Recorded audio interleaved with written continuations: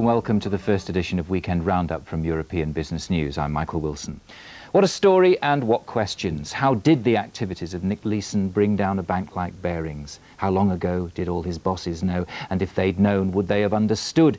And what words of comfort we heard as well. By Tuesday, what they call senior sources in the trade were saying, oh, it's not a problem with the system, it's just one rogue operative. So it became quite a first week for us at European Business News. We launched on Monday, and this is how we reported that first big story. This was not supposed to happen.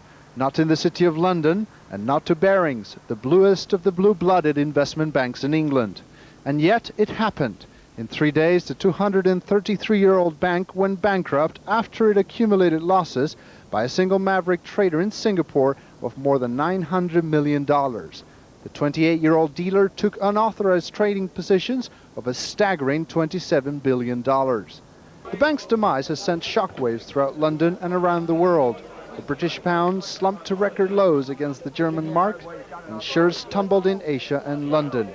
More than £6 billion, $9.5 billion, were wiped off the value of stock in London as the index of 100 leading shares slumped to 12.4 points. Shortly after, Britain's central bank governor called for calm, arguing that the crisis was specific to Barings and that the implications for the markets or other banks may not be too serious. There is bound to be some nervousness in the markets for a while, but I think the important thing to recognize here is that what happened to Barings was unique to Barings. It was Barings specific. Meanwhile, across town, British Finance Minister Kenneth Clarke addressed Parliament as calls grew for tougher regulations of financial institutions. Madam Speaker, I will report back to the House at the earliest opportunity on our analysis of this case, the lessons to be drawn, and any proposals to strengthen security in highly complex financial markets.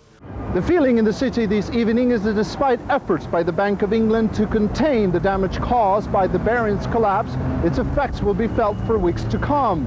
There's talk of a domino effect, and there are also questions, tough questions being asked about the ability of British banks to compete worldwide.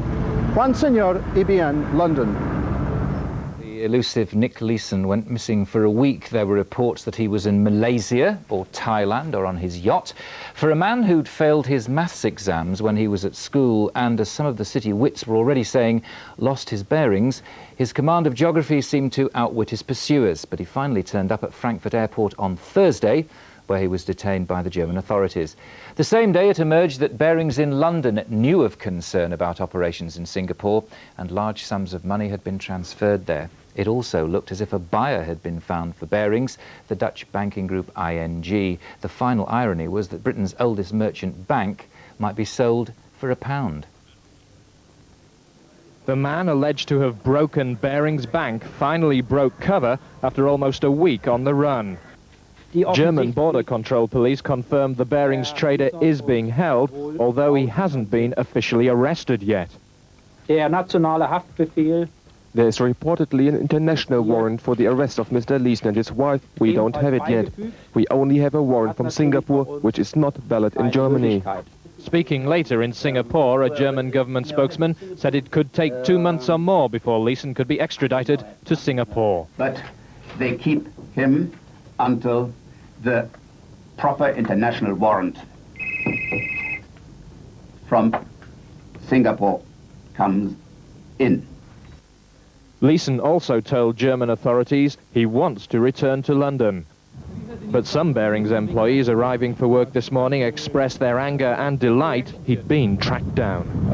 Hope he doesn't get to the 15th floor dealing room. I thought it was glaringly obvious, isn't it, what we want to do with him, but...